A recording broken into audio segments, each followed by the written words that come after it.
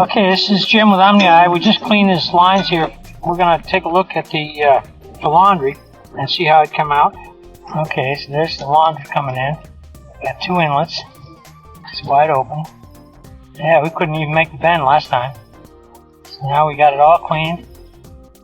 Goes quite a ways until it turns into 3. Alright, so we got to clean that 3 some more. At least we know we got the laundry line going. We got a lot of it out, but we didn't get past that part there. So we'll put the mechanical cleaning down the kitchen, and then when we're done with the kitchen, we'll go up on from the clean out and try to get most of that crap out of there. So there's a crack on the bottom there.